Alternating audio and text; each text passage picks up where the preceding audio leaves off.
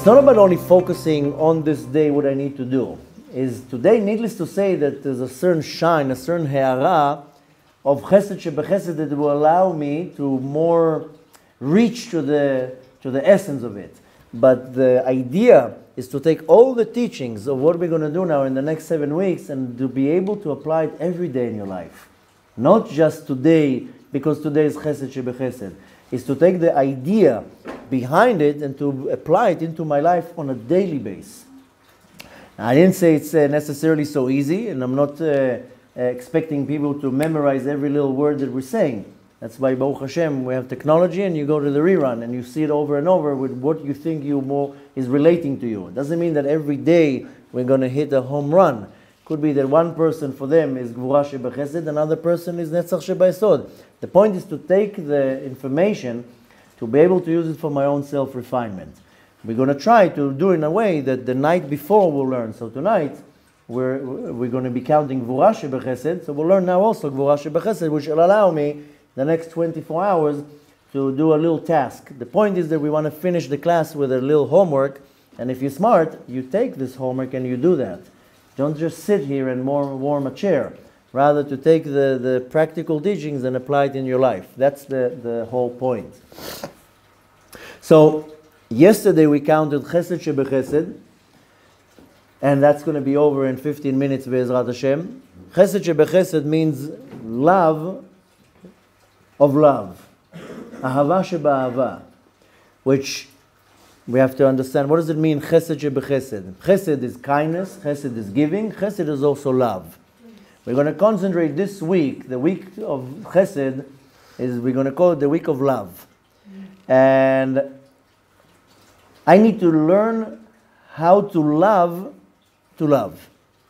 I'm sure each and every one of you experience at some point in your life love, and the experience, the satisfaction that you get in your life the most is from love.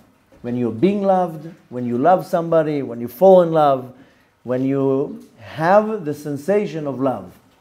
So, and needless to say, this is the experience of love can give a person the greatest satisfaction. Where do you see it? That a person is in love, the world can collide. I don't care about nothing. Right now, they're now dreaming of the person they're in love with. And literally the world can explode and they don't care. So, what we need to focus on in this week is about love. Today we're focusing how to develop the love in order to love. Because also to give love, that requires a lot of work. This is actually the Gvura Shebechesed. Chesed Shebechesed is to be able to love to love. I know it's a little bit not so clear, but I need to develop the emotion, the sensitivity, to be able to love another person.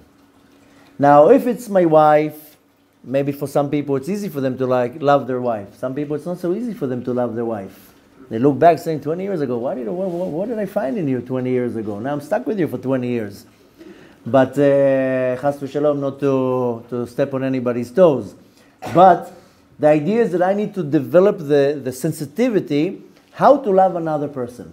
The right way is how to love another soul, not another person. Because could be a person that's in my life that their actions are not what I will agree with. It doesn't mean I have to like their actions, but I'm definitely required to love their soul. So the right way of saying it is I need to know how to develop the sensitivity to love another soul or another person. Now, the easiest way to practice it is my spouse. And I'm going to talk in the end what happens if I don't have a spouse. But the easiest is when you have a spouse and you have to practice this. How do you develop the sensitivity to love? Because in the first 3 months, half a year, you're in love with your future wife. After 20 years, love is not so much in the air. So that's just in the song, love is in the air, right? This is not in the reality. But even if we're taking it not only for a spouse, can be a child or a parent or anybody, when you are in a relationship, after a while you don't remember that there's love in this relationship. There's can be many other things, but you forget very quickly about the love in the relationship. I need to constantly remind myself is that there's love in the certain relationship. And you know, even in situations that I don't like, then I have to remember that there's love there. And sometimes I forget that I love another person. You see it mainly in relationships between a husband and wife. It will also occur between a child and a parent. That's usually the case. That sometimes times pass so much, I forget that there's love involved in this relationship. Because life is so busy and there's so much distractions that I forget, wait a minute, I actually love this person. So there are two ways we're going to look at things. A are the ones that I really love. Not going to talk right now, we're going to talk very soon in Gvura Shebechesed, how do I start developing love for the ones I don't really love. But first let's focus on the ones that I actually do love. You have to figure out and remember that in almost any relationship, a lot of relationships are not so healthy or they're not so strong. You'll see that a lot either in a husband and wife, and like I said, between a parent and a child. And how many people come and say, I love my parents, but I have a very bad relationship with them. I love my mother, I get along with my father. But there's love there. And I have to remember, wait a minute, I still love this person. And it happens a lot to parents when they see the child going on a path that they're not so happy about. But you still love that child. That child is still your flesh and blood. So I have to remember constantly, because sometimes I forget that sometimes I love another person. Now, when do you remember that you love another person that is close in your life? When the person is not in your life. Unfortunately, people realize that when the chas v'shalom, that person dies. Suddenly you remember after 50 years, oh, he was so great and so good. Where were you 50 years? So I'm sure you notice that every couple of weeks I go on a tour. I don't like these tours. I'm out of my house, out of my comfort zone. I'm away from my kids, away from my wife, away from my surrounding. But I'm always looking, away from my students, away from you, and away from the bakery here, and horrible coffee in America. It's just unbelievable. 3 weeks now, I couldn't get a decent cup of coffee. So, no offense to the Americans, but nevertheless, 3 weeks, finally in my last stop in Florida, it was an Israeli restaurant. Oh, finally give me some good coffee here. But anyways, why, even in a bad situation, I always try to find something positive. And you can always find positive things in bad situations, that's when I realize how much I love my wife and my kids, because they're not around me.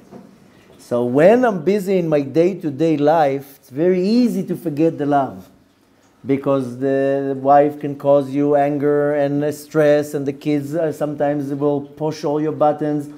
When you're away, suddenly all the text messages, I love you, and hearts flying backwards and forth, and that doesn't happen face to face. It only happens when it's far away.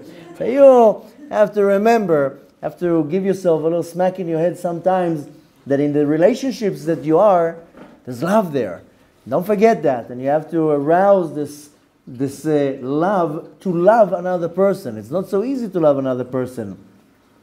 And when you really feel that is when you find in your life sadness. Sometimes you don't understand, but you're sad. You wake up in the morning, I'm not in a good mood. Why are you not in a good mood?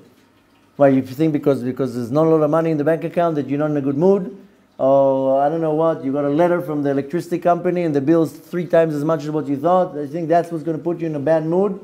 You're not in a good mood because the soul is unhappy.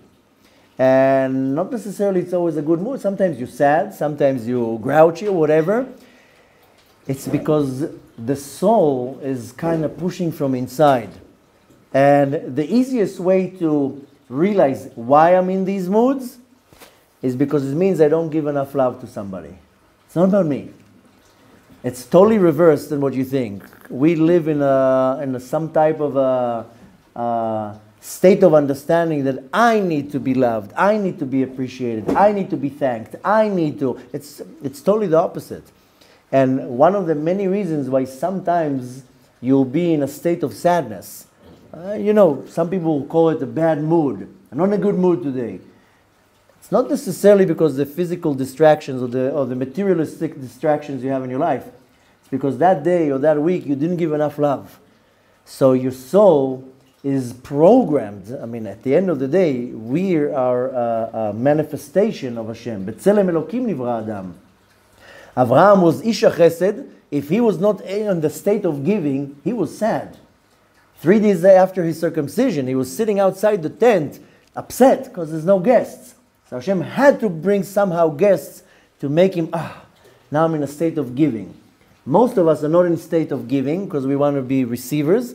Try it once in your lifetime to be on the other hand and to give. You're sad, you're depressed, you feel empty, you feel angry, you feel that you need to get some love. Try it the other way around and, okay, let me give some love to somebody, and you'll see that suddenly your neshama is more fulfilled. So, what is practical to what we're learning right now? I need to stop running after the idea that I need to receive something. Right? Because in most relationships, I'm looking at this is the center. And then if something doesn't go wrong, it's because I didn't get what I want. So practically saying is that I need to stop running after the fact that I need to get. It's more about where can I give. And it's not that you lose anything here. A lot of people say, why should I give? I mean, I'm doing everything in this relationship. This is a very distorted way of thinking. Don't look at what you're giving and what you're going to lose, or you doing much more and I'm contributing much more. That's a very superficial way of looking at situations in a relationship. Trust me that when you're going to stop running after in a certain relationship, how am I getting something from it? You'll see that the relationship is much, much more healthier. Now, I'm giving examples with a husband and wife. It's not necessarily a husband and wife. It can be even between two friends, can be between two partners, can be between neighbors. Any type of relationship. I'm just giving an example with a husband and wife. Now, what I need to focus on is, first of all, not to run after what I receive. Which means what I need to is, in a relationship, not to look, what am I getting? You need to thank me. You need to appreciate me. Rather to completely switch and say, okay, how can I appreciate you? How can I give you? How can I make your life a little bit better? And not only that, not only what I'm receiving from this transaction, what can I give? And this is where it's applied not only with the husband and wife, also with any type of person that I have an interaction. Because most people in any type of relationship is, what am I getting here? If I'm not getting anything here, I don't need you. That's the attitude of most people. I need to completely switch it. What am I giving to the relationship? And the Yetzer Hara, my ego will tell me, but you're getting the short end of the stick. That's not a good business deal here for you. But that's just your ego telling you that you need to get something. So, practically, to what you want to apply for the homework of today, if you're married, this is where you apply it. And the reason why you apply it in a very small way, because once you know how to apply it in something close, you'll know how to apply it in something else. So if you are married, then you have to constantly remind yourself how great is the person that you love. Because that person is great. First of all, that they bothered to marry you, that's already thank them. So that's what my rabbi told me when I was engaged. You should thank your wife all your life. She might even bother to even look into your direction. So you think you're so great. You should thank her all the time that she decided to marry you even. So that's first of all that I have to apply is, how do I see the greatness in the person in front of me? If I am not married, if you are single at this time, then what you need to understand is that most people, when they're single, what they're, so to say, looking for is, I want to be loved. I want to have somebody around me so I can be loved. You got to switch the attitude is, I want to find somebody so I can give all my love to. That I can completely share what I have with somebody else. This is practically saying, and if you're not under one of the categories, so you find the person in your life where you can recognize, this person is in my life and that person is great. How can I appreciate the greatness of that person in my life? And if I'm lacking, is to understand that it's not only what I will receive, is what I can give. And trust me, the ones who are at this moment are single, If you change your attitude that your entire search for the other half is who's the person I can give so much to, you'll see that things will change faster and in a completely better way. In any relationship, if I'm looking to get something from it, this relationship already is a problem. It's going to be a problem because in the relationship should be what am I giving, not what am I taking. This is where most people fail even with kids. They think that the kids work for them or that my kids are my slaves or something. They have to do something for them. They don't have to do anything for me. They're actually here to make me a much better person. If you have the attitude in any relationship that the person in front of me is here for me to give them, then I need to develop this sensitivity to love, the ability to love another person. Because most people in my life, I don't really love them. I only love them when I benefit from it. If I don't benefit from it, then I don't love you anymore. So this is what we want to focus on today. And again, you apply that not necessarily today, you apply that at any time of your life. You can take a few notes how you want to do it in the rest of your life, but it doesn't mean that only today that's what you want to do. You want to do that on every day and every time that you have the opportunity.